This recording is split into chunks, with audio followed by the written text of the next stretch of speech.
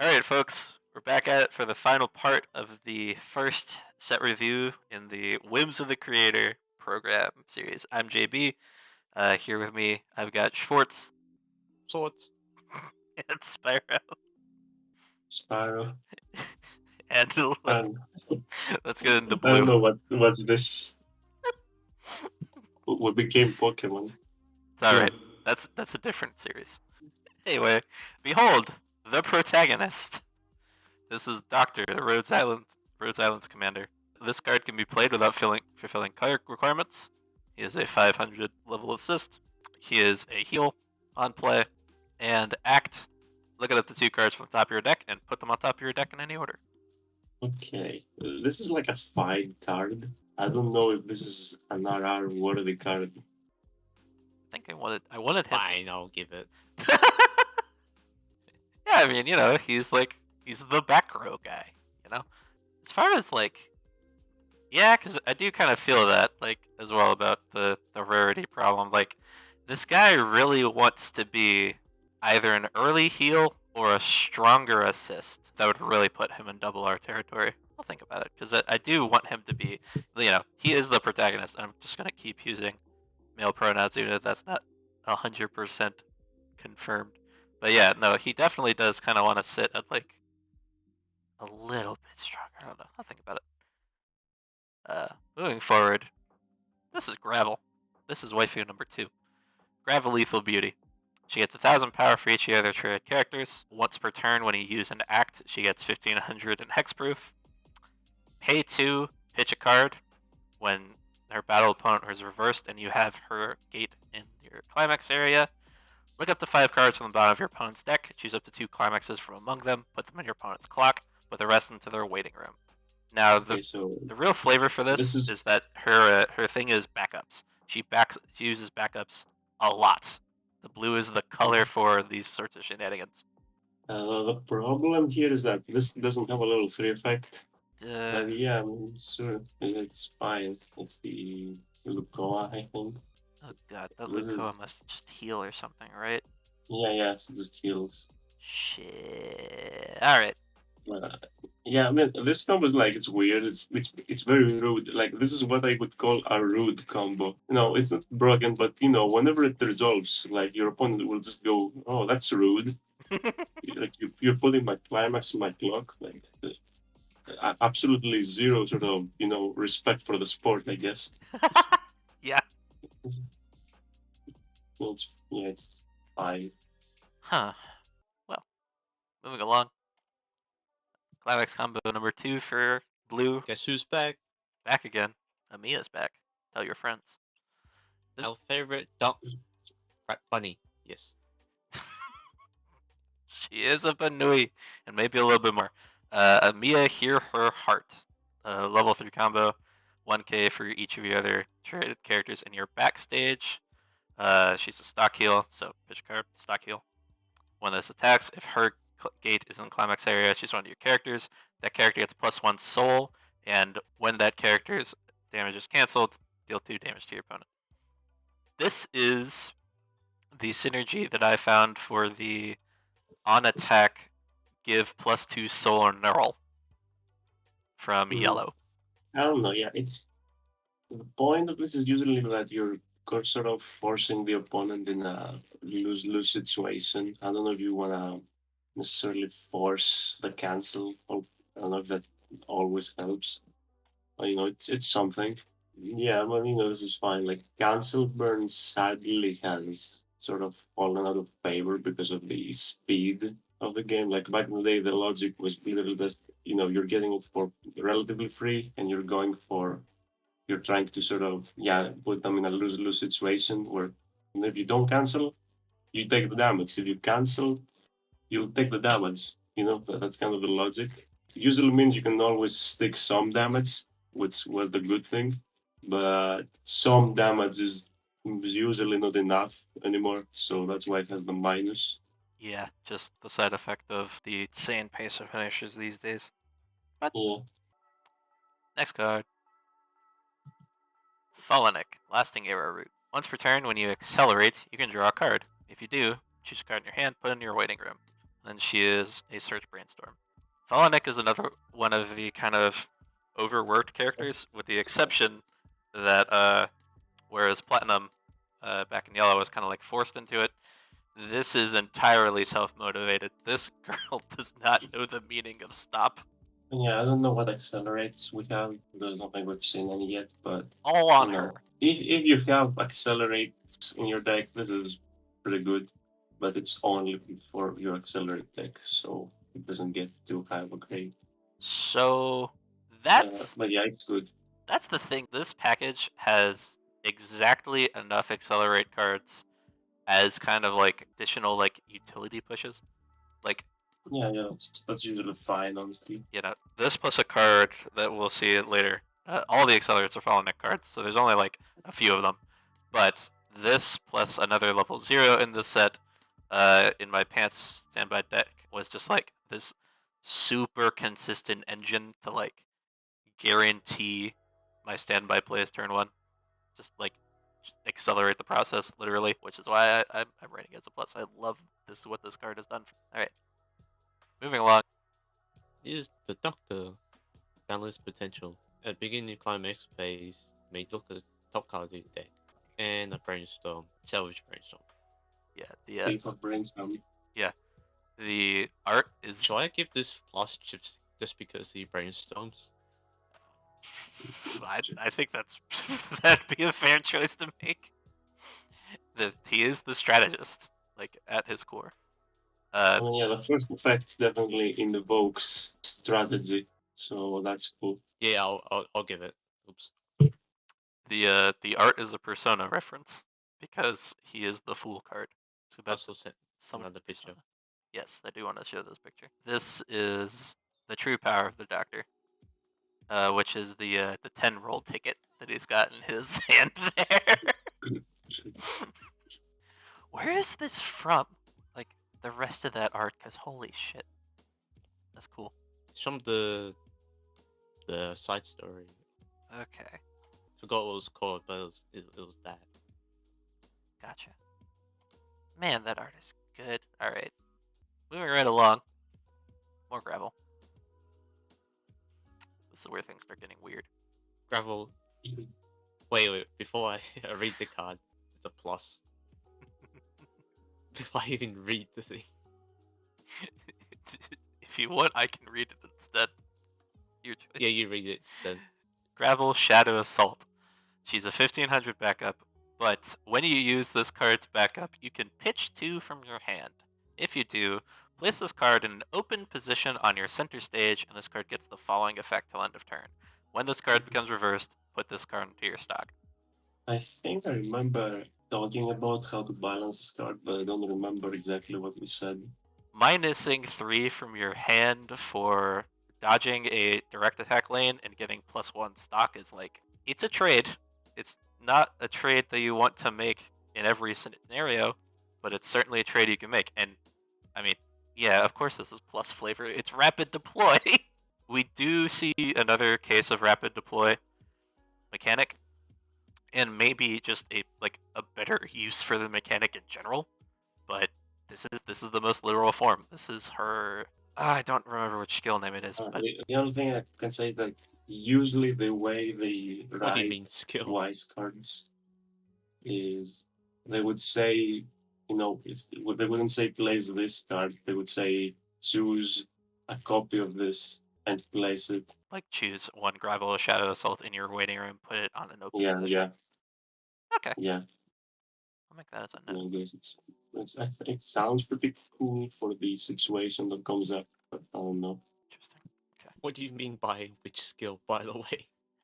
I don't remember the names of her skills. I know that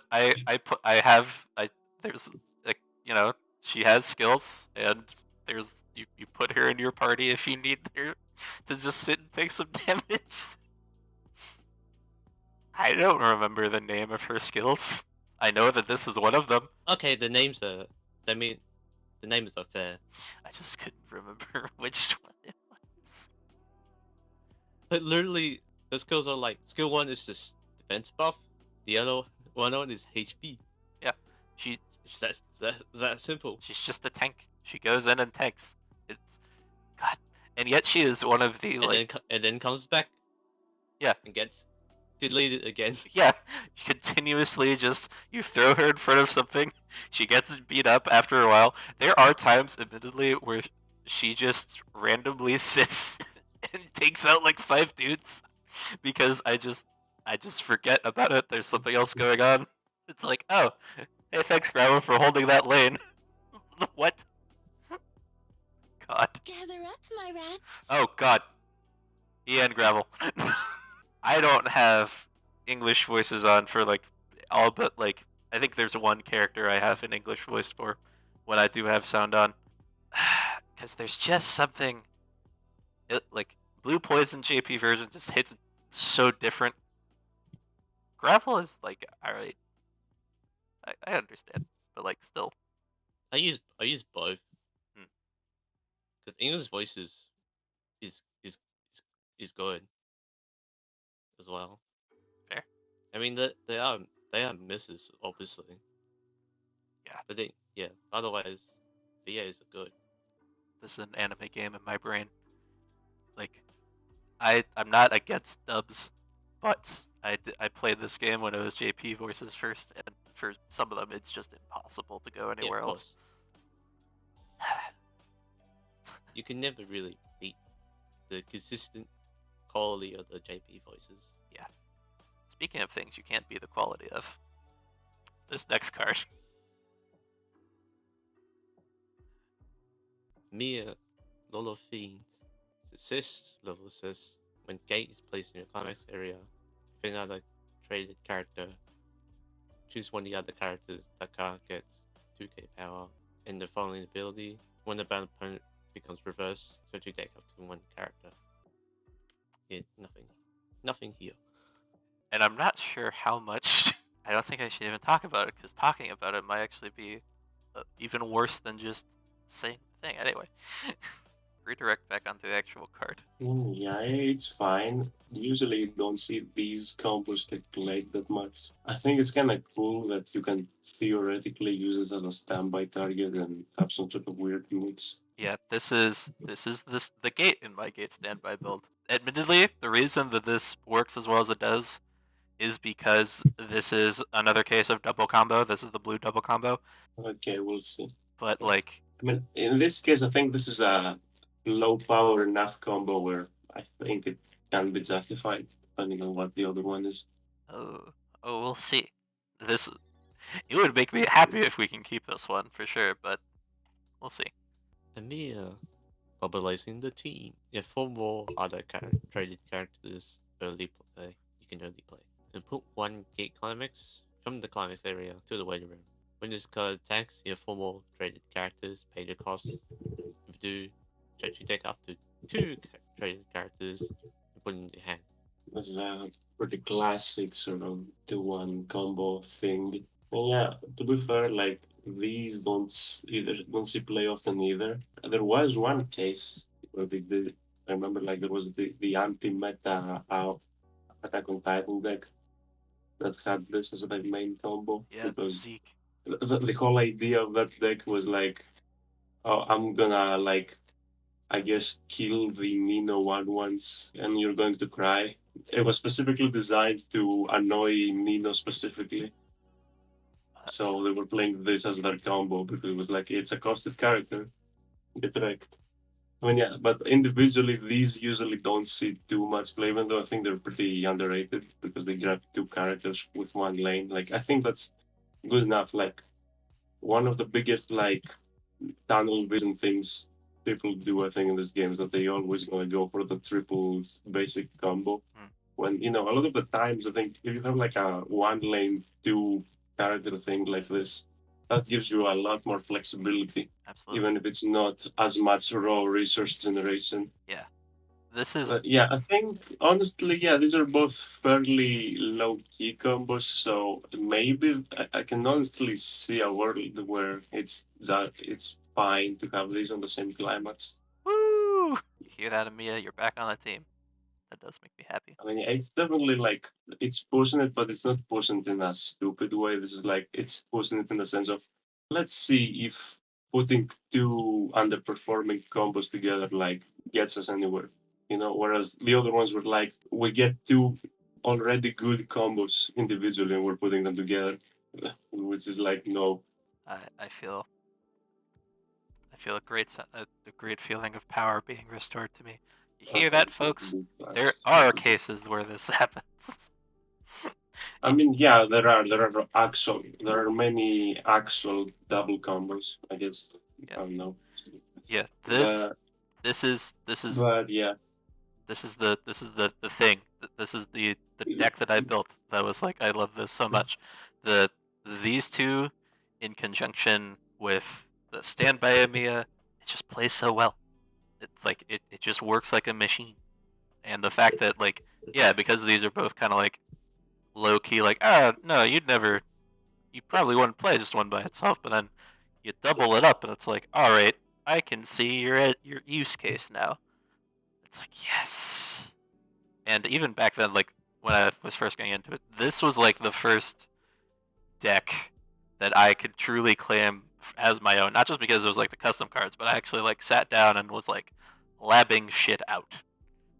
So hearing that this is not like ridiculous and there is a world where this gets to be true, that makes me very happy. All right, less likely to stay the way it is the next card. Doctor, deep in thought. During your turn, your other traded characters get 1k power. This affects up to one time per turn. When you use backup, choose up to one card with backup in your weight room. Return to your hand. When you use act, choose one of your characters. That character has 1k power to the end of the turn. yeah. Unlike the other doctor cards, this is that. No, the second effect is definitely not how it should be. I like the idea; it's pretty cute, but it wouldn't be just choose a backup and add it to your hand for free.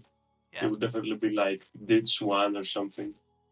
Yeah, which is like at that point it kind of like defeats the point of the card, which is not just like cycling back; it's like just cycling it at like a hand neutral rate. So yeah, it just isn't really a thing you can do with the way I Weiss is think built. that's fine. Like people play like the guild counter that just recycles itself forever. So I think this would be something to consider if you cared to use backups a lot, even if it was bits one or whatever. Yeah, that is what this deck is trying to push. Is like sort of like the Gen 1 Hololive deck, which I recently sat down to put together, which was trying to get you to load up on backups like this to just kind of like keep that load rotation because they have the trial deck Mel backup. You just cycle that as much as you can. All right, just putting like a cost on that. Could it be stock? Is there a world where it could be stock costed? Maybe this is probably comparable to something when you give an act, like you have act when it gives you pay one on reverse, salvage one. So that would be like two stock, I guess. Even though this is specifically backup, so it should get some sort of smaller cost from that. But I'm not sure if it would be one stock. Maybe if it's like one stock and then like have some sort of board condition, maybe it's at some point converges to one stock. I'm not sure. Okay. Yeah, we'll mess around with that. I definitely want to keep it like this, and the idea of going hand neutral on the backup with maybe just a little bit of extra. Yeah, just like you have to shift the cost some other. Yeah, okay, cool. I'm glad it is not completely entirely off base. All right, moving along. Gather up, my rats. Gravel bought you something. This load for your higher, get 2k power. When the opponent used act, choose one of your traded characters. That character gets 15k power into end of turn. Rest this card. If you have another gravel lethal beauty, look up two cards from top of your deck. Put them to top of the deck in any order. This is a Dragon Maid card. Yeah, it's fine. Fine assist for the pincer. I don't know. And also the concept of hey, when your opponent uses a backup, you go no you, and you get back up in turn. Very funny. It's when your opponent uses a back. Yeah. And that exists in Dragon Maid, like this. So what they have in Dragon Maid is when your opponent brainstorms. Oh, okay, yeah, because the one I know is actually we probably got it from that. I think I recall some sort of conversation about it because there's in no game in the life has an effect like this.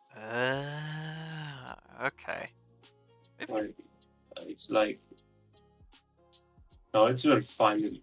This one is a little more specific, so that's why I'm not super sure about it. It's this basically. Yeah, this one just gives it to itself. Oh yeah, the Shiro level 3. Yeah, I don't know. This one's just it was always very funny to me because it's like it's underpowered, but if they try to defend you against you, it goes up to normal stats, which is like okay, sure. But then on their turn, every time they just brainstorm or do anything to get more stuff with their back rows, this just keeps getting bigger. Yeah. It's not necessarily like strong, I guess, but this is No Game No Life is a set where they traded the concept of making their cards good, but in exchange they're making them feel like you're playing mind games with your opponent. Like this is like instead of just getting power, it's like, aha, you stepped into my trap. You used an act ability. Now I am too big for you to run over. Okay, hang on. I need to talk about this card a little bit because I just read that second effect as well. Oh, yeah. The second effect is no game. Again, this is going back to the idea that the No Game No Life has the concept is that they just want you to feel like a gamer when you're playing the set. The main fencer, like the quote unquote big fencer, it's not that crazy, but it was a different time. This is a very old set. So this is like the main fencer that they are pushing you to run. Where basically, it's a just a super cheap, just pay one, burn two. But instead of paying one like a normal person, you have to put the bottom card of your stock into your waiting room, and if that card is a level 3, then you deal 2. It's like, haha, you didn't realize that this little, like, I guess if they're playing chess, this rook that I just innocently moved at the beginning of the game was setting up an elaborate trap for your defeat. Yeah, that's literally just like an episode of No Game No Life. That's literally just the thing that happened.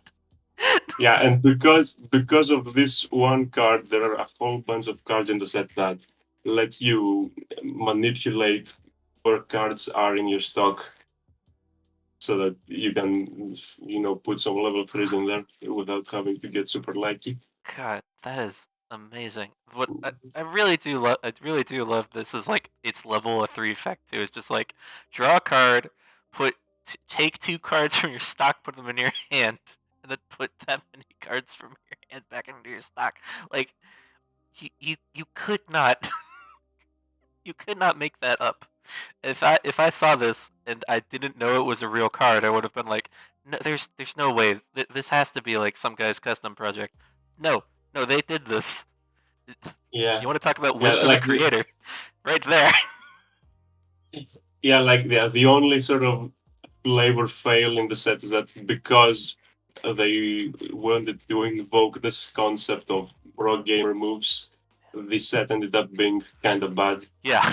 Which is, that's a big flavor fail for No Game No Life. The god gamers are actually a kind of a bad set. Like, It's kind of sad. That is sad. like, That's also the.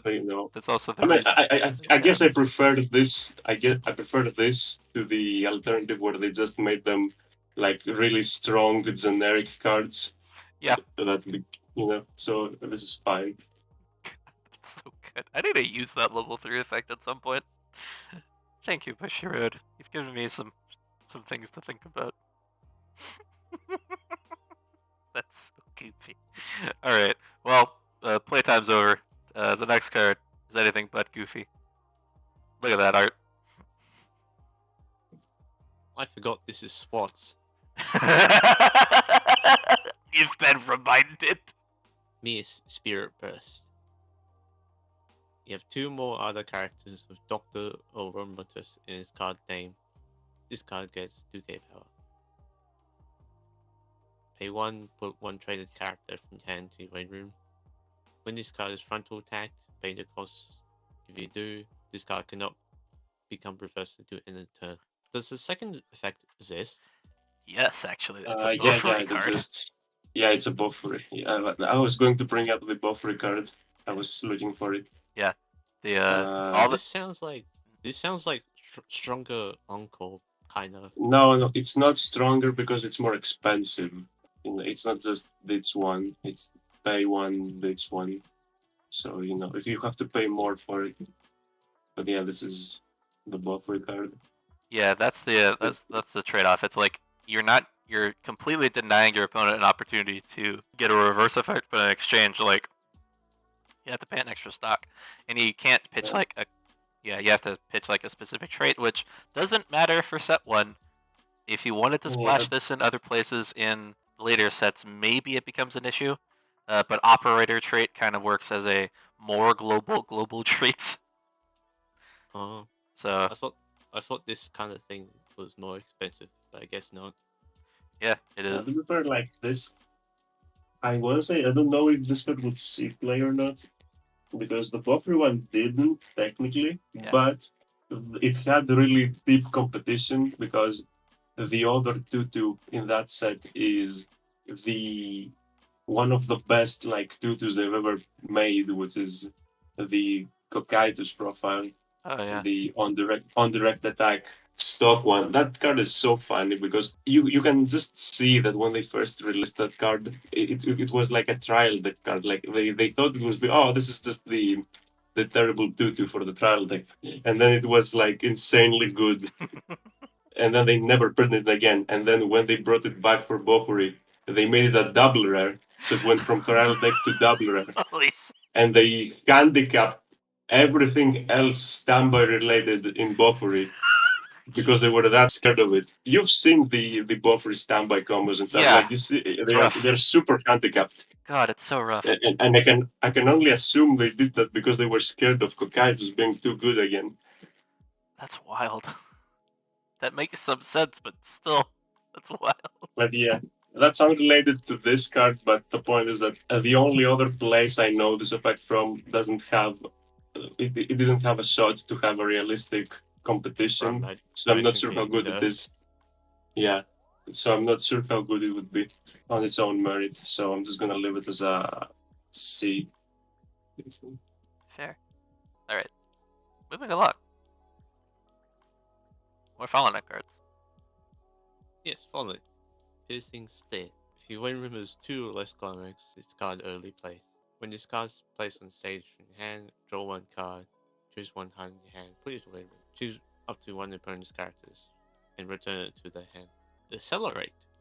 Pay 1, put 1 character in your room at the bottom of your clock. Beginning the opponent's stack phase, you pay the cost. If you do, choose 1 of the opponent's characters that character gets. -2 soul. There's a random girlfriend card, I think. It's Aruka. Yeah. Is it exactly this? I think it has a different level 3 effect. Honestly, you could probably change the level 3 effect just because this one is. You already have a bouncer in the set, I think. Inverted Princess, yeah.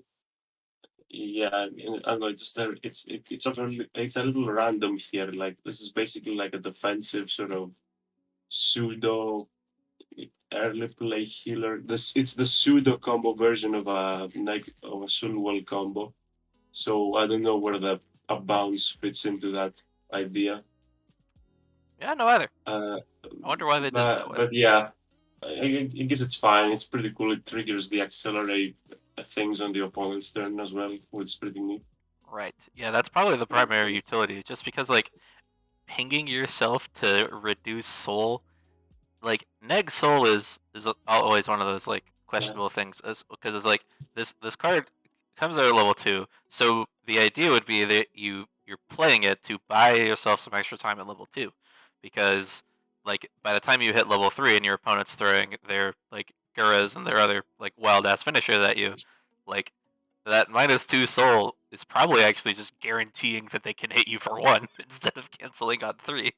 Yeah, that's the main problem with this. And also, let's return back to the broken sort of record here, but the goats that designed Tokyo Avengers, they also sort of power crept this idea when they made this gem, where they basically turned the soul wall into the level 3 effect, which I think is absolutely hilarious. Oh, They're like, yeah. yeah, it's once again, it's the entire like logic of Tokyo Revengers is we will try stupid things and we do not care what you think about it. You want an early play healer? No, you don't have that. You have early play soul wall. See, let's see how that works. That's funny. Yeah, again, I cannot stress enough how amazing this set is.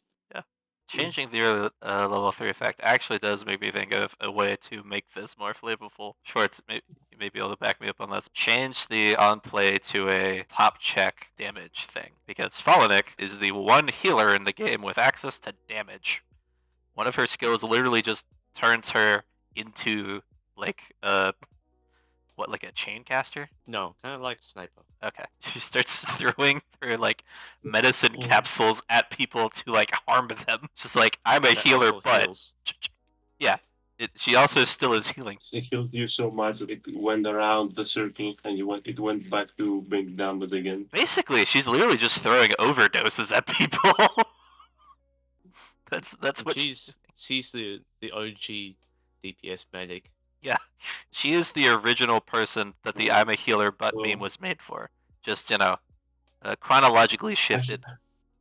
I have absolutely no idea what the balance would be, but I just thought of like a sort of super just cocaine infused effect idea to represent the concept of healing you too much. What about if it was some sort of effect that's like heal your opponent's entire clock and then they clock the same number of cards from the top of the deck? I mean, you know a card that exists that does that? The recent card captor one that's like it. Well, that does it for yourself, though. Yeah, it also is doing It's damage, not, which is it's a not little exactly, bit more yeah, it does flavorful. damage because It's the point is to heal you. It's like stock swap, but for your fucking clock. Clock swap. Yeah, it's clock swap. I don't know. I have no idea what the balance would be on that, Clock but swap. that sounds like if you told Oh me my like god. if you told me heal them until they die, that's what I thought. I'm just gonna put consider clock swap in the C file as a reminder to think about that. That actually sounds so good. Yeah, I have no idea. Like, we have to research if there's anything like that to budget that around. So good. I love it. Okay. All right. Well, that's an exciting prospect to explore later. Unless an immediately exciting prospect is this gravel card. Gravel into the fray. When this card is placed, look up to 2 cards top of your deck. Put in the top of your deck in any order. When your climax is placed in your opponent's climax area, you may put this card into your stock. High TD card. Okay, I really like the second effect. I'm not sure how it works together with the first in this case. Yeah, it just doesn't. It is 2 unrelated effects stitched onto one character. Yeah, it's fine. I guess it has effects that do things. Yeah. I guess because they don't work too well together, it goes to a D. Yeah, this is a trial deck card, which like there is a much more playable gravel card at common that we will see, and maybe actually the other soon coming up gravel card. You probably play those instead of this. This is just kind of here. Another card that might also be just kind of here, depending. Amir, not alone. Assist 500 power and pay 1, put one event from your hand to your play room. When this card is placed on the stage, make pay the cost to do salvage 1 event. Event swap. Sometimes that's the thing you want to do, I guess, if a lot of events.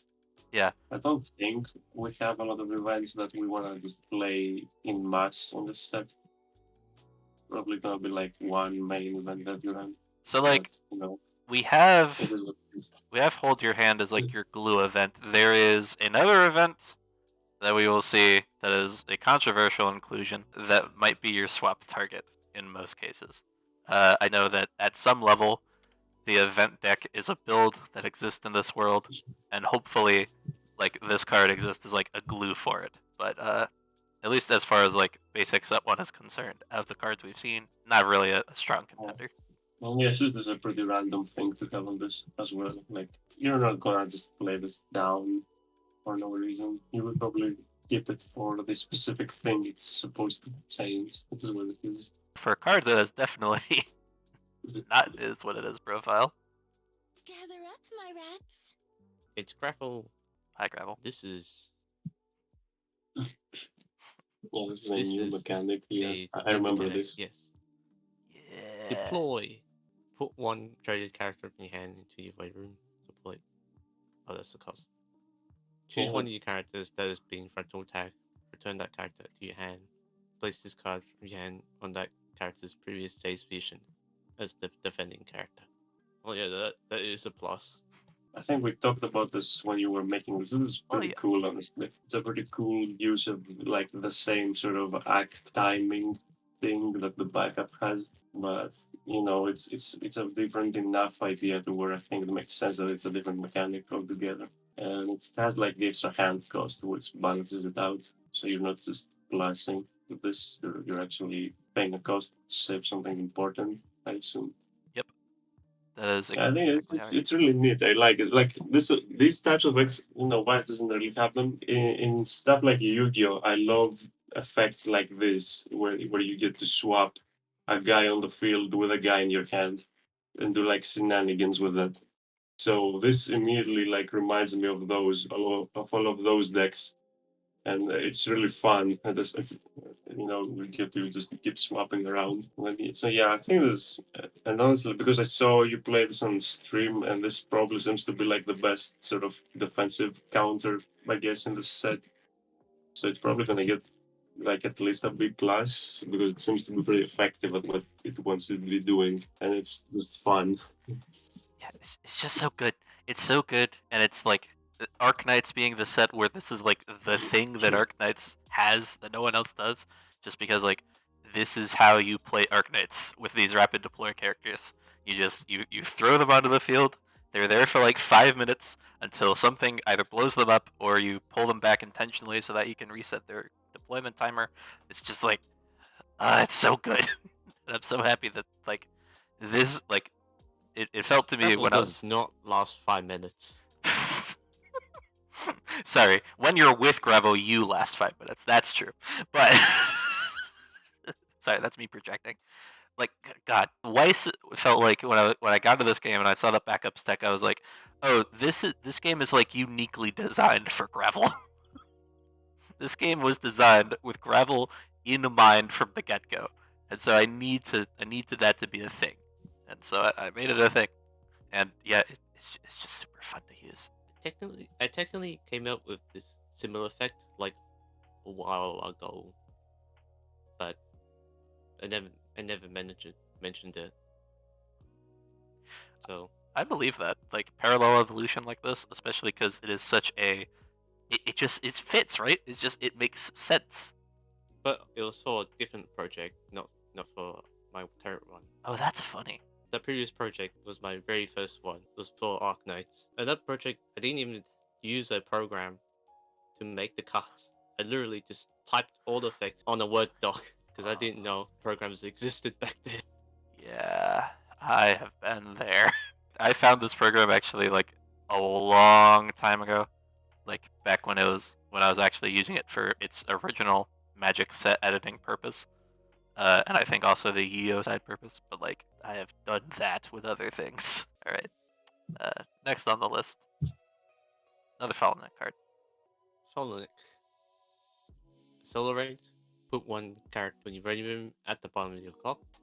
When you use this card's backup, pay the cost. If you do, look up the 4 cards top of your deck. Choose up to one trade character from belonging them. Put your hand, put the rest to your room. Choose one of the characters in battle. That character gets 1k power.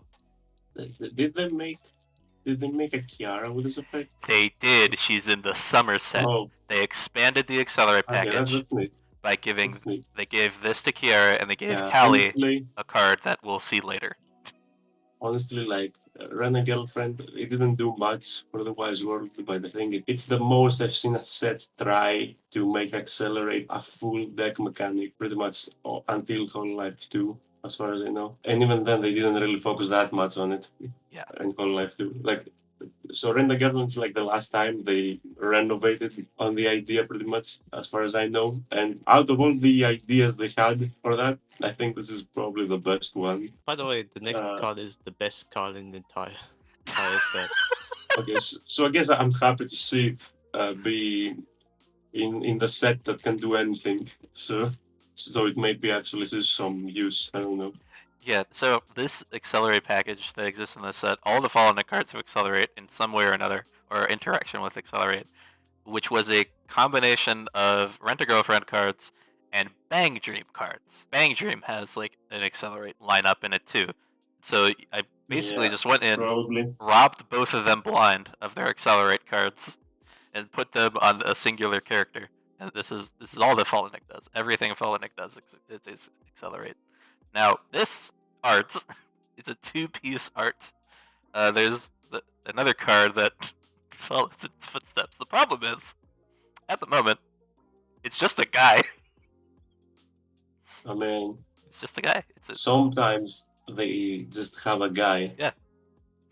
Oh, okay, to be fair, like in recent years, they never have just a guy. They pretty much always have at least one card that cares about the guy. Yeah. But if you go back like a few years or whatever, they used to just have like one or two just guys that do nothing and don't work with anything. So I guess it's technically accurate. This, But it's not very interesting to do this in your custom set, obviously. yeah, it was like I found this art and I knew that I needed to put it on a cart and I had no idea what that cart did, so it's just him being there. If I don't know, someone has suggestions, I almost, since it's like the continuation of the art from above, I almost want to say that this should be a bond for the backup or something. at minimum, yeah, that would make sense. It doesn't need to do anything else, to be honest. Or it could be like, I think Batman Ninja, they had like it was a 3K beat stick that had the bond effect for a specific backup. It could be something like that, where it's like technically you can play this as like a flashing zero, and it also bonds to another specific card. That logic is obviously outdated, as we talked a lot about in yellow. Yeah. But it's at least a logic for this to follow. I'll definitely consider it. If someone has a competing idea, throw in the comments. Would be very interested to see what other ideas people come up with to just make this something. Alternatively, the Doctor is the perfect guy to just be a guy because he is so weird. It's such an ironic choice. God, the Doctor is such a weird character. Which we can actually see a little bit more of. Weird in one way. Many ways. The Doctor is an enigma wrapped in a mystery, wrapped in prosciutto, that just keeps on giving you like there's so much about him. He gives whiplash. That's a character we will be seeing in set 2, Whiplash. Anyway. No, not Whiplash. Whislash, technically. Doctor War Games. Yes.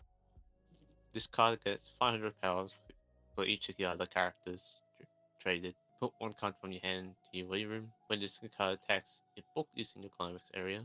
You have 4 more other characters. You may pay the cost. If you do, pick up 2 cards from your deck. Choose 1 card from among them. Put it in your hand. Put the rest to your stock in any order. Okay, I want to say the climax you have here has a different name than what the... Yeah, I think I forgot to update it on the card. It would be the climax's name, not the card text name. Should be History of Violence. Okay, does this combo exist? Because it's really weird. This card exists, actually. Yeah, I mean, the first of it's in that weird. Yeah, no, this exact profile exists. It is Gravity Cage Makoto. What is that from? I will double check. Not Gravity Cafe, Gravity Cage. It's a very different set of search results. Gravity Cage Makoto. Oh, it's a Danmachi card. I don't know. It's weird. And yeah, again, it's similar to the other combo we saw, the choice one, to where it does interesting like things in theory, but it's probably less effective than other options that do something more normal. I like it. I like combos that do this weird like looking and changing and doing things. But yeah, usually they end up underperforming compared to their average counterparts, sadly. I could see a world where this combo really does something if it's like you traded that pitch cost for like some other condition, or you trade the full board condition for something. Like if this required a specific character name and backstage as your condition board- requirement.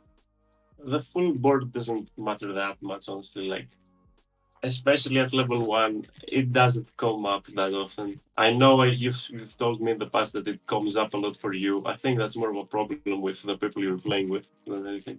Because at level 1, it's very, very specific, like sets that have options to screw you over with this condition. I mean, even then, it's less about. It's not about like the matchup. It's just like there are absolutely like next day situations where it's just like, oh god, I can't meet this condition. Why am I here? Which, granted, any condition is going to find that. Obviously, like the issue of like if you made it a specific back row, or if you made the pitch instead like a resonate cost or something, like there's always going to be issues. Which is why the way that Weiss is built, it's kind of like you've said it as like Weiss is a game that is about Weiss is a game that hates you, and it's about like dealing with that. Yeah.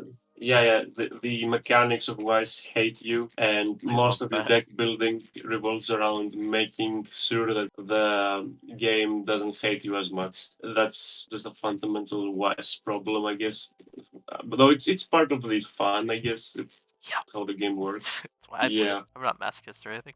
Like it is like that. Actually, I think like this, because I didn't had no idea this existed, but this might make me need to go back and rebalance one of my own like old, super old cards. I was so proud of this when I made it actually, because I don't know it felt like different enough to from what existed to. Okay, this is Doctor Stone, which Doctor Stone was my second set. It was still pretty early. I still did some stupid things, but this at the time, this was like one of my favorite cards because the effect is like it reads realistic enough, because it's like this is an effect that exists. It's just never been an effect on a level 1 combo, and I gave it like a pretty basically the marine on play effect. And then the fun part is that the cost is you can either pay one or ditch one, so you can choose which part you gain resources in. Yeah. Because this is Chrome, he's like he collects different resources. That's like his thing. So like yeah, that fits so well. And and this also made sense, because at the time I kept saying like, oh yeah, they keep power creeping like what you can put on a level 1 combo. And I'm like, yeah, this feels like a realistic enough continuation of power creep. But now that I'm seeing this card, I think this might need some rebalancing, and I'm Yep. not sure exactly. Yeah, Yep. because this seems like a mostly with just worse version. Before, this gives you the option to just gain 2 stock. That is And I don't think that's enough of a trade-off. probably not, especially because like as like the difference between the value of one stock and one hand in this game, like it's one of those like I mean, yeah, like, okay, the way my card works, basically, you can always only get either one hand or one stock, because you have to pay one of the others, basically. So I wasn't trying to one up the resource generation game. Basically, the idea was that I'm letting you sort of pick and choose what pool you draw from yeah, like and what pool you replace. That yeah, you're giving you sort of options for resource management. yeah, like as far as like a card, like Because this it this makes sense totally for the could like counter. work like this. Like Yeah. that makes sense. Just like Yeah, but just seeing this, I feel like it would need to do something. Even like looking at this again, I feel like with the knowledge I have now, because like this was really old. I think like if anything, my card should probably be like a 1K combo, and I think then it would feel a lot more correct immediately. Yeah. Yeah, but again, yeah, this was really old. This was one of my first things. So especially this card, I was literally just like, I'm trying to think the future. What will be the future of Weiss? I wasn't thinking about what this correlates with. And that was also unrelated, but yeah, seeing this sort of brought that to mind. Makes sense to me. Speaking of cards that make sense to me. And to make some sense. Amiya, striving to improve. Level assist. When you play an event, may draw a card. If you do, ditch a card. And when your character's trigger check reveals the climax with gate and the trigger icon, may draw a card. Ditch. Not much to say here.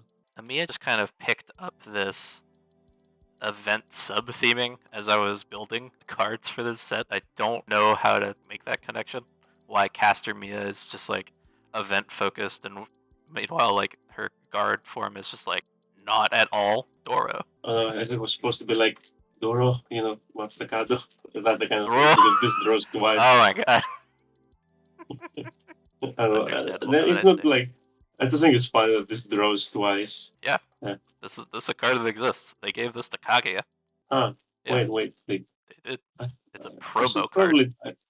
Oh, it's a promo. Yeah, that's why I don't know it. Yeah, it's I don't remember which promo, which it's set 1 or set 2, but yeah, this card exists, which is really funny because in the context of this set, just by itself, set 1 really it doesn't make a good home for this, but it's absolutely a profile that like the series in general is going to be very happy to have, I think. Well, yeah, like one of the band's combos is already like a back row with an assist too. So why would you have this as well? Yep.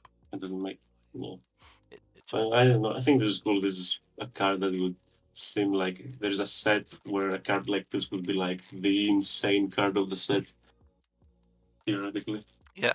And I am curious if Kaguya ever played this profile. I don't know. I didn't even realize it existed, so I don't think so. The thing is, the way they built set 2 specifically, they just made it really hard to fit in deck cards because they're forcing you to play so many events. But in a bad way though. It doesn't feel very good, to be honest. Yeah, the way they did it. Play like 3 to 4 different events to get them in a memory. Yeah, so that four different events to put them in your memory. Yeah, just so your finisher finishes. And the builds that don't do that, which are the more successful ones, those ones don't play that many events in general. Yeah. So this once again doesn't come up. And I don't think there is too much of a middle ground. Even in set 1, set 1 also had an event focus, but it was more of a secondary thing. It was more of just, we have a lot of bonders for events and stuff. It wasn't even like Goblin Slayer where they let you use a toolbox of events. It was just, yeah, we have cards that say event on them, so we're an event-focused deck, I guess. Yeah, like Danmachi and Goblin Slayer were like good examples of like doing an event. Oh yeah, like Danmachi is pretty much a big modern version of what I talked about with Goblin Slayer. Okay, it doesn't give me the same sort of vibe because Goblin Slayer was literally like, we do not mention specific events almost at all, apart from Torch. We just have a bunch of cards in the set that make it not feel bad to play random events. And we also have an early play that just searches events on play. So you can just play 5-1 of events and toolbox them. And that feels really, really fun. Danmachi is sort of, they take the modern idea of event packages and they just intermingle them in the most complicated ways possible, but they still do it in a way where it all comes together. Yeah, it's definitely a good example of modern event philosophy, but I still have not seen the same vibe that Goblin Slayer had. Yeah, like my locals had both, and they both definitely gave me like the similar vibe. It's just like, oh yeah, these guys, they have like the thing that they loop as their event. The one of them is a knife, the other one's a torch. You put them together. The two that's adventure, the one main event. the two fantasy series like together, like you could play them side by side in like a team thing. And it's just like, yeah, they're like siblings. It's just like the older brother and what. Yeah, that's pretty much the vibe. That's what I was trying to do with Dr. Stone, where I wanted to recreate the Goblin Slayer vibe specifically, where you don't mention specific events too much, but you're just letting people play them and not feel bad about it. The problem with that was that because it was really old, I think the choices I made for what were the generic events are not the greatest, but we'll talk more about that if we ever do a set review on that. Basically, there's a bunch of different ways to do event sets. Some of them are good, some of them are bad. Some of them are ugly. Uh, Moving along. No. Is that what I think it is? That is who you think it is. Oh, I have words to say about her too, but go ahead, let's talk about the card first. Alright, let's talk about this before I explode. Let's go. Yeah, level exists, and when you use Accelerate, if there are one or less markers underneath this card, you may choose one card in your waiting room, put it underneath this card as a marker. Put 2 markers from underneath this card to your waiting room. At the end of your turn, you may pay the cost. If you do, return all cards from waiting room into your deck, shuffle your deck. A light! Ohio, Sekai, good morning,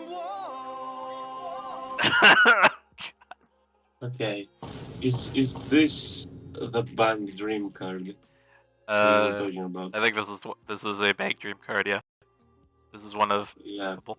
because I'm not recognizing this. Yeah, It exists. well, So- it's something. It's conceptually pretty cute because usually the logic with refresh is like, oh, you're not taking a damage to refresh, that's why it's free fresh. But this technically isn't free fresh because you had to use 2 accelerates to get it. Mhm. But since you're using accelerates anyway, it's basically it's as if every 2 accelerates you use, you get to effectively replace one of your refresh points with an accelerate, if that makes sense. Yeah. Yeah, so I think it's pretty cute idea, honestly. I don't know how well it plays because I have no idea what Blind Dream does. Yeah. I don't know. I No idea. enjoy the idea. All right. Now for the real rant topic of this. Schwartz, you go first, and then I'll follow. What do you mean? If you don't have anything particular, I will just go off. Cause God, I have trauma from this little girl. You go first, I insist. I have trauma from this girl. This girl is Suzerain. In game, she's like a good unit. But the problem is that I can't look at her without thinking of certain people who I got requests from. My God. Just like, people get really weird about this character. People get really weird about this character for the reasons that are obvious just by looking at her design, and also just because, like, it's kind of like reality reflecting art situation, because this is legitimately a thing for people. Like, in game, she kind of has like this cult following from people, and then it became real, and she just has done so much psychological damage to me by existing. Like, she's fine. She's cute. I get it. She's like this little nine-tailed fox girl. I get it. It's fine. What have you done to her, internet? And please leave me out of it. You'll notice that when you watch the official live streams. I'm not gonna lie, I don't keep up with the live streams. That's part of how I keep my IRL sanity. Not gonna lie, like, I let them do their thing because I'll read about it on Reddit later, whatever is going on. Doesn't help that I used to play Blue Archive. I'm used to this. Yeah, that's fair. You had some exposure therapy. Arknights was my second gacha that I really got into after Girls Frontline, which was like, kind of like literally like development team shift. There's a character in Arknights that was literally like would have been in Girls Frontline until she was cut, and the guy who made her was like, you know what? Fine, I'll make my own game and put her in it, and then he did, and it became at least as successful, arguably more, maybe more so. But yeah, no, at some point I'm going to have to confront my qualms and put this character in a set, because the event that she was a main character in, that Falanic was also a part of, was like really interesting, and also has Mudrock in it, and Mudrock love. So, oh well. Yes.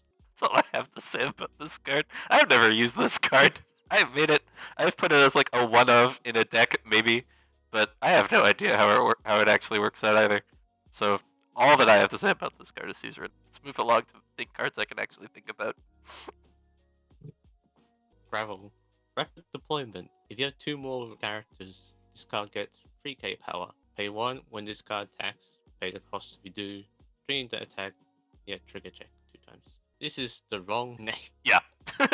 Agreed. This is the better. wrong place to use rapid deployment. Could be a better name, that's for sure. Funnily enough, when I first printed this card, it was 500 over spec because it only said another character instead of 2 or more, which was just blatantly wrong power balancing because I, for some reason, thought that Twin Drive was 500, not 1k. So we fixed that. We didn't fix it in time for stream, but we did fix that. I think it was pretty good, honestly. It's not crazy, but I don't know, back in the day, like Twin Drive, you had that guy with decent stats in Twin Drive that was an amazing secondary attacker. And it still definitely gets the job done. It never feels bad to play with Twin Drive. So it's cool. If this was a card that Dal had, instead of having me play the 1-0 Miku, that is basically just like, it's not even like an oversized card. It's just like she gets like a little bit of power, and she has Twin Drive, and I run like 3 of that card because like for that deck it just feels so good.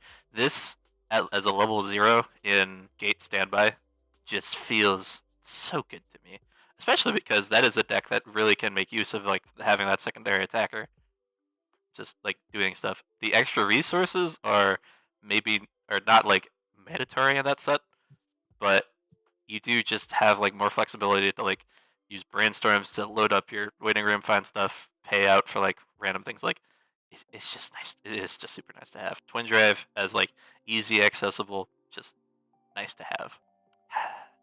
All right, moving along back to the Amiya well. Mia, Operation Start. When this card is placed on stage, and look out the 3 cards top of your deck, choose the 1 event, put your hand, put the rest in the waiting room. If you put 1 card into your hand, ditch a card. When this card is placed on the stage, choose 1 of your opponent's characters. The character gets the vulnerability. This card cannot move to another position. I mean, I said enough about Amiya, so... Okay, the sort of event filtering effect is actually, it's one of the examples of actual like undisputed power creep in Weiss, because there is absolutely no upside to on play mill 3, optional mill 3, compared to this event looking version. Even if your deck plays no events. So it's kind of weird, even from that angle. But I don't know, I see like a lot of people playing cards that just have this effect with bad second effects just for the deck speed sometimes. Oh wow. So I guess they must be pretty good. If you have events, they only get better. I'm gonna just say B because I feel like they are probably, maybe I'm seeing them too much because I don't know, maybe I'm just looking at the wrong places and I'm seeing this way more than I should. Maybe. I mean, this is. But because it's a good effect, but I don't think it's. I don't know. I've seen a lot of decks that a lot of people playing cards that have the first effect, like just for deck speed, and I feel like they are going a little. They are overvaluing it. But whatever. It is whatever. It is what it is. I think it's definitely a strong effect, just in general. Yeah. For how flexible it is. And then the second effect is also just the pooling standby, I guess. Yep. That's usually what it ends up doing.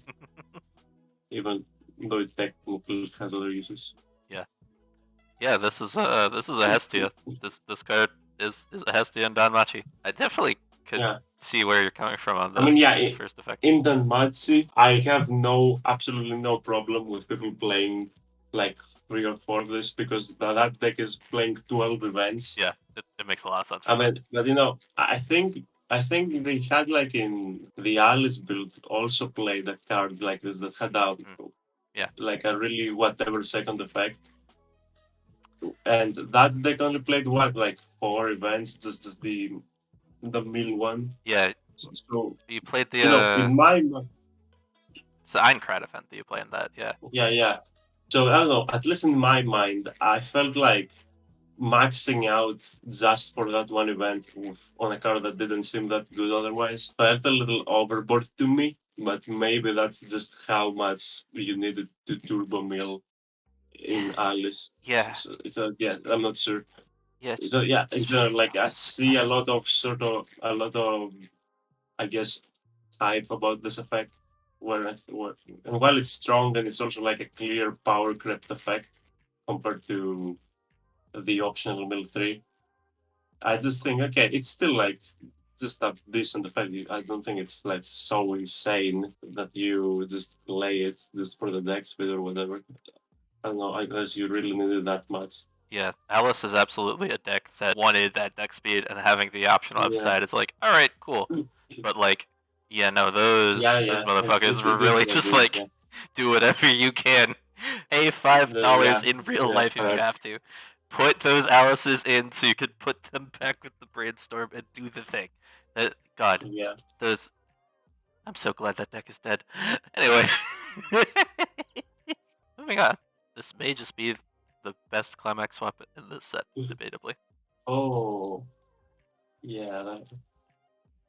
I mean, I think the red one was really strong, but this is also, a pretty neat one. I gave the first two a C plus. I gave A plus to the red one. I think this is maybe a B minus, just because Sift. It's not like actual secondary utility, but it works so well with the idea of, okay, your climax swap, I need it right now to save me. Oh, here it is. Yep. Let's get it real quick. And this is a card I also made completely independently and thought at the time that I had a unique idea. Yeah, and then fucking And Bushiro stole from both of us. No, I think apparently it existed or something. I think Oh, really? I saw someone just tell me that it just existed in a super old set or something. Oh.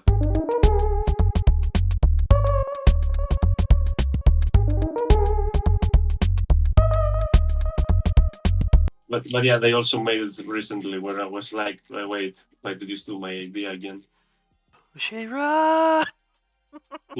That one is also funny because in the set where I put this in also had like a safety gimmick just in general. So it was weird. It's a good card individually, but it also fits in with one of the gimmick sort of builds you can do where it's built around shifts. So I thought that was pretty cute. So that's a Gravity Falls card? Yeah. All right. I mean, yeah, basically, there's a group of people in Gravity Falls that are time travelers, and at the time I was like, okay, Shift looks like a clock, so I will give all of the time travelers Shift, literally all of them. That makes sense to me. Except from the one we saw yesterday. Yeah, the guy. The time baby. Yeah. That one is the boss of all of the time travelers. It's basically their god, to be honest. Right. So okay. that's why he doesn't have the shift. He has the alarm to change into the shifts. Yeah, that makes sense. That's sort of the flavor there. Yeah. Also, in a specific card, he's he did a major oopsie and he wants to fix the oopsie. So that's kind of fitting with being a climax swap. Totally. Yeah. For here, this one at least I think also has the flavor of her. Like, this isn't anything canon. This is just an outfit that they gave her for one reason or another. But just like the idea of her going around handing out news, just like, hey, this thing's happening over there. News, paper, update. Here you go. Yeah. When you take away, I think they did that back in the day when with newspapers, they might like take away the old one, give you the new one or something to recycle paper. I can absolutely imagine. Actually, no, that's not newspaper. I think that's the milkman. Yeah. Where they give you the milk. Milk bottles, yeah. Yeah, that's what I was thinking of. But yeah. But yeah, there is sort of an idea of old school, like door to doors people exchanging things, I guess. Yes. Here, let me just take that. Sure. If there's ever a milkman card for any reason in a set, He gets priority as a climax swap. That's what I'm taking from this. Yeah. 100% Yeah, a flavor climax accurate. swap, and then on play give a character 1,000 power and milk. Yes! No. Perfect. Wait, there is actually an Arknights character that could work with. Anyway, moving on. Alright. This next card is definitely a darling I'm never going to have to kill. Follow Nick. Always on the clock. Accelerate. Put one character in the waiting room at the bottom of the clock. Beginning of your climax phase. Use card and center stage. You make paid costs. You do treasure your deck up to one character. Put your hand, discard, and shuffle your deck. I think this exists. It Yes. vaguely reminds me of something. Yes. Yeah. This is another Bang Dream card. This is also the one that they gave to Callie in the Somerset booster. Oh yeah, that's probably it. That's the Yeah, but yeah, it certainly exists. I'm not sure what you accomplish with it. I mean, there's definitely things you can do. You could maybe like grab backups if this was a level 1 or something. all right. So I don't know. here's what this card does for It's you. interesting. This is what this card does for you. You play this. You play the Brainstormer. With that, you get so much filtering, and you can, because it's all climax phase, you can set up standby targets. So what you do Yeah, is it's fun. Yeah, you it's glue definitely these fun. together in the game standby deck, and that was my level 1 combo, and I felt like such a fucking brain genius when I figured out that was a thing you could do. Like, this was the original big brain profile to me. Like, oh yeah, it's like a clock rookie, like a clock search rookie, but there's no stock cost. And okay, it's hand neutral, sure, but that's just good for me with my standby. This was like, yeah, this card just like activates all the neurons, and it's funny that it's Fallonik, because Fallonik is like the last person to ever like accept that kind of emotion. Anyway, no problem. She can handle some psychological burden. It's fine. But yeah, no, I love this card. Actually, And I, that reminds me, I did something similar recently. I built like 8 standby Chainsaw Man, and instead of running Ricky, I was running this. This was my quote unquote Ricky. Like, this was the main level 0 standby target, and I just accelerated instead of having a Ricky. It's basically the same concept. Yeah. I don't know. It just felt right to me because there was nothing to Ricky for anyway. Like, it's a pretty simple 8 standby deck that just summons guys. Doesn't have a combo or anything to play at level 1 just from your hand. So, I didn't see any point. So, this did the job just fine. yeah, I can totally see that. Like, especially because like, yeah, the Chainsaw Man 8 standby. Chainsaw Man, God, that's so many fun things, so many weird things, so many overpowered things. But it also just has like some deck lineups that are just fun. And it's so sad that it just also happened to be. It's super fun, honestly. Yeah, that's the best thing I can say. Yeah. It's just fun. It's probably the most fun I've had with just a super basic run of the mill standby deck that isn't trying to like do something really stupid new. Yeah. They have something new, but it's more of a flavor thing, the new thing they have in that deck. It's not really actually impacting the game too much. It's the damage from the bottom thing. But it's still fun that it's there. And just the way the cards work, it's just fun. It's simple and fun. I don't know. Yeah, absolutely. I might have to pass this knowledge along to my 2-soul standby guy. Maybe he can take a second look at this card, consider it again. Soul standby. Yeah, you play the Himeno, and then your level 3 game is kicking them in the nuts. Huh. Interesting. Yeah. Oh yeah. I don't know. It's always funny to me when I hear stocks will standby, because I specifically remember one Pittsburgh White Source review where Carmen was like, specifically said that stocks will standby is the worst climax lineup ever, or something like that. What? And ever since that day, I was like, I'm gonna prove this person wrong. And I specifically, I think you saw some parts of it. In Doctor Stone, I have a build that is explicitly designed to be Stocksul standby. Yeah. And then IRL, I was playing like Luna Nene, which is again Stocksul standby. Oh And gosh. I was like, no, I don't care. Like he just insulted this trigger lineup in front of my face. I'm not gonna stand for this. And I'm not gonna stand by while you insult this. yeah. And then just hearing that someone else also has like a similar idea, I guess, that a Stocksul standby deck Insane Summon. I don't know. It just like We were yeah, just I was playing spreading casuals sort one of night, and it was just like, oh yeah, hey, what if could this work? And it's me and the other guy were just like, yeah, probably. And then so while we were playing just like a game next to him, he was like labbing it out, like, all right, can I run these and I run these and I run these and I don't do this, despite the fact that I really want to do this. It's just like, yeah, man, I believe in you. A card that I believe less in, unfortunately, because it is a grapple card. oh yeah, this is just a funny card, honestly. Yeah, This is the Dragon Maid has this, I think. maybe. Yeah, it was one set, probably Dragon Maid. So like, Yeah, this is fun. This is just fun. It's like, yeah, we have this is a healer, I guess, sometimes. No, the first time I looked at it, I was like, oh, what? I thought it was when you use the backup. uh-huh. Or like, oh, that sounded a lot more weight. That's kind of crazy, but no, it's just on play. Yeah, this is I think it's fun. It's still fun. Yeah, I kind of like when they again. It's another thing they tunnel vision a lot with, where they're just like, okay, we just want our standard utility counters that have their utilities backup counter effect thing. But I think there is some very fun potential things to explore with doing stuff like this, where you just have normal backup with some sort of actual effect. yeah. Like they've they did it with the Hato.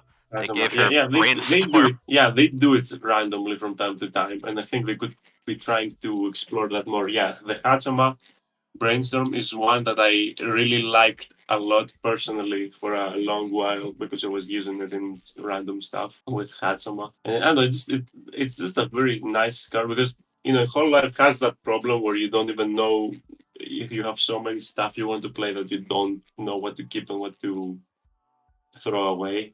So the fact that the Hatsama brainstorm is like it's simultaneously a brainstorm and a backup that has a decent power that it gives just to protect stuff, especially because it was like Gen 1 kinda, because it had Hatsuma Yeah. as the main fencer. It just sort of covers a bunch of slots on its own, and then you can make a little bit more room for all of the random stuff on Life has that you might want to try. Yeah. So I think that was pretty fun, and I think that you can do a lot of potentially creative things with this.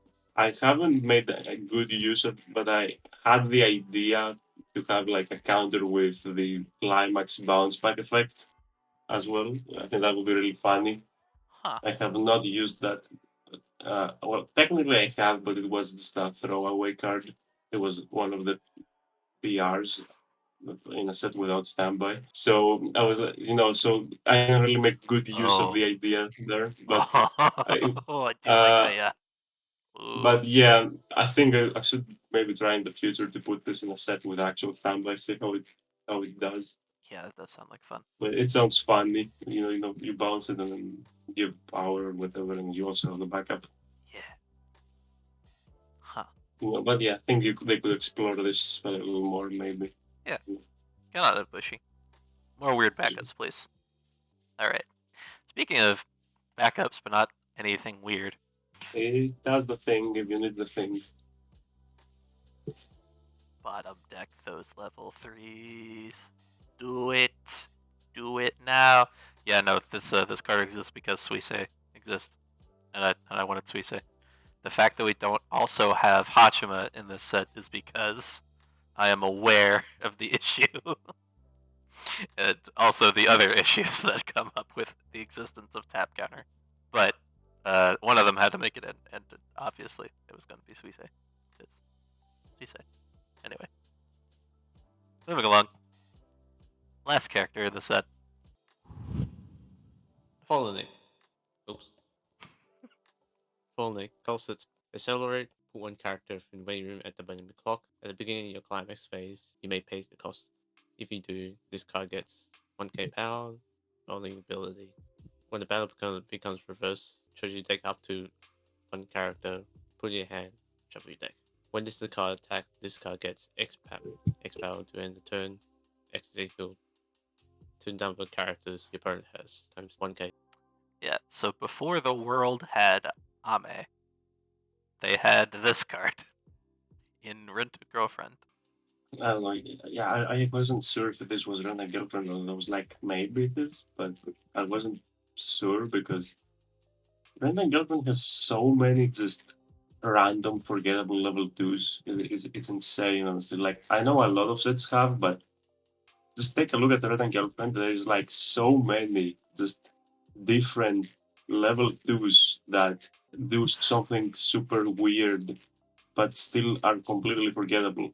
Like, and every time I look at the set, I find one that I swear I've never seen before. So I guess this is one of those. Yep. But at least this one has accelerate, so it works with the accelerate things. Yep. Yeah, like because she's search and not, the Amelia Watson stock charge too. She is kind of whatever. But for Arknights, where just grabbing guys is probably better for you than just like throwing guys into stock for God knows what purpose. Like this actually works better here than the Ame profile would be, and also because people are just like, yeah, I really do think that this is one of those a sleeper hit that like this card could totally do something. Quite a bit for this set. Yeah, it works, sure. Yeah. All right. Well, last card that isn't the card that got shuffled back again. We have this event. Oh, okay. Is this the quote-unquote controversial one? Yes. Yeah. Honestly, I don't think it's that controversial anymore, at least in my opinion. But yeah, the reason this would be controversial is because this is one of the oldest, quote unquote, like super strong defensive events. It's basically Sayaka's Whis. Yep. And I feel like the context of why that was such an insane card for its time just does not exist anymore. Back then, reverse was a thing that you were expecting your opponent to need almost every time. True. So the cost was like part of the good effect. It wasn't just a cost; it was like a cost that benefits you. Actively preventing your opponent from forwarding their game plan and then also healing you one, which was a lot more relevant because finishers weren't as powerful. Yeah. I think in the modern context, I think this is perfectly fine. Honestly, like it doesn't seem anywhere near as good as back then. Like I think it's more of just a situation of people remembering how it was, and they're thinking that it would be the same now, but it's just a different time. And like, in my opinion, this is still like decent, but it's maybe a big minus. Honestly, is I think it has way less power over I guess, what it does in a game than what it did back then. Yeah, that seems about right. All right. Well, that's it. That is all the cards we have for today. Period. So yeah, closing thoughts on this set. Shorts, do you have any tie up you have for the set as a whole? What you have seen? Yeah, this set is interesting. It's interesting to see the differences between this set and my Arknight set as well. Very interesting. Yeah, we came at it from like very fundamentally different angles for sure. You managed to turn this from Swartz to Weiss. Yeah, I mean, I couldn't help it. The girls are too cute. I could not. I feel like there are definitely other Arknight sets that already exist and that will exist that definitely don't play as much into the Weiss territory, just because like the waifus are definitely still there and still as cute as ever. But like Arknights lore goes some very heavy places for sure, and should not be like run away from to get a proper view on the property. Spyro, how about you? I mean, yeah, it's a fine set, I guess. I don't know. Most of the profiles are, standard repeated stuff, which it is what it is. But at least there was some, I feel like that this is probably a better approach for your first set, just in the sense of making sure nothing is broken, getting a feel of how cards work together, compared to, I've seen a lot of sets where the first set is just nonsense. You can barely follow what's happening. Yeah. So I guess, as a learning tool, this is perfectly reasonable. Yeah, this is the base for a huge swath of project that comes later. The fact that I actually can play this now, like I like the set so much that like back after I'd gotten like a like second draft together, I went into like a print shop and got this printed, and like that was the first experience was just like I can actually play with custom cards. People aren't gonna throw me out at the window just because I brought cards that aren't real.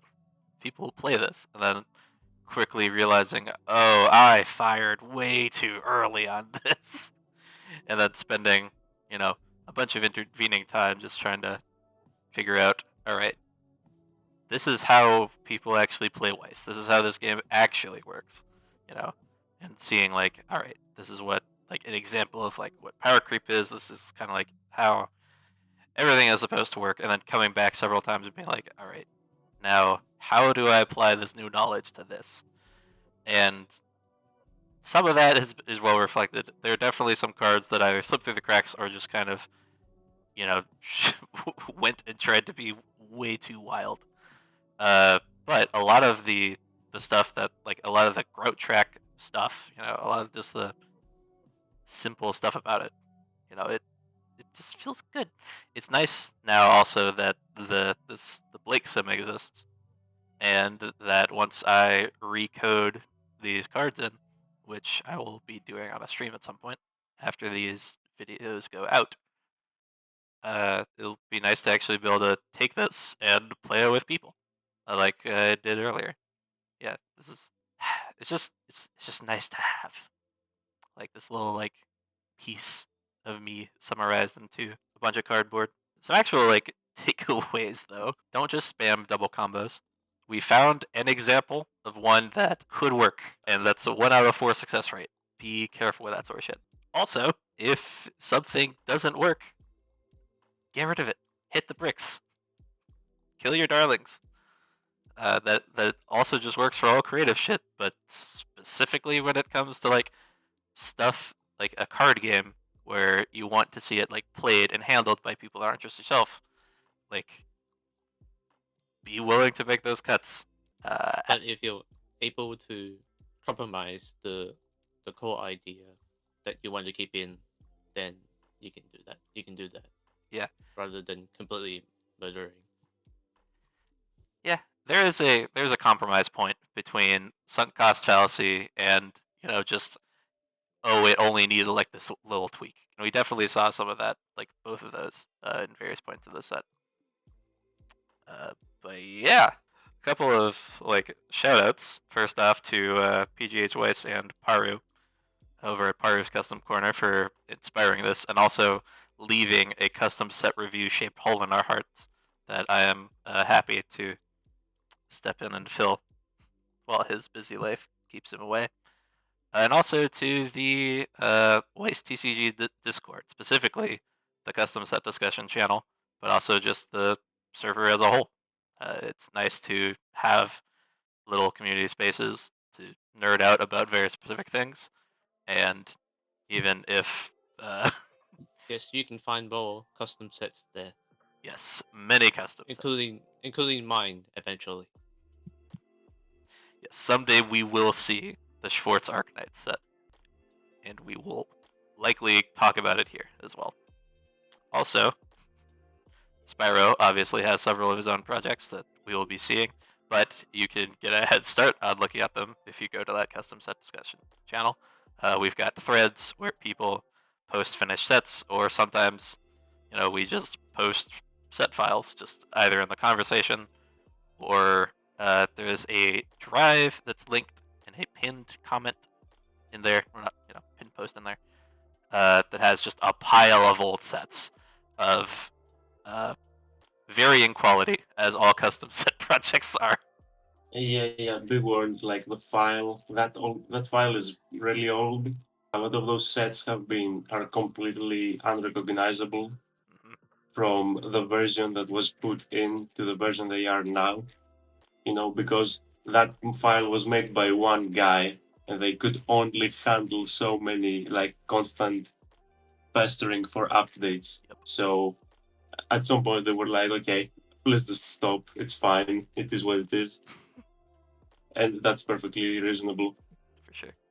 So yeah, just be warned. If something looks like super off about the sets in there, very likely what that set looks today is completely different than what it is in the link.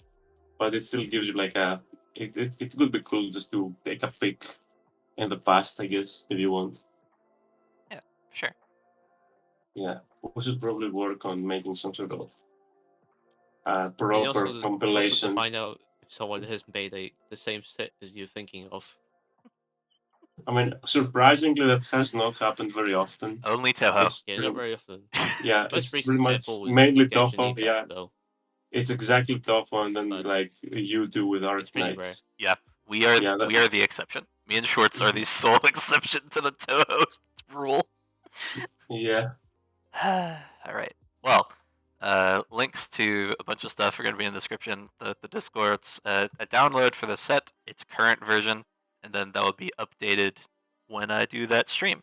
And that folder should stay the same link. And then also a link to the actual simulator where you'll be able to use that set. And yeah, thanks for watching. Thanks for sitting through all of this. Yeah. We managed to, that is. If you're seeing this message, you are very much appreciated. All right. Until next set, I have no idea what that set will be. That will be a thing to figure out with the community. But yeah. Until next time, this is JB, Schwartz, and Spyro. bye. Sign I off. don't know. Bye.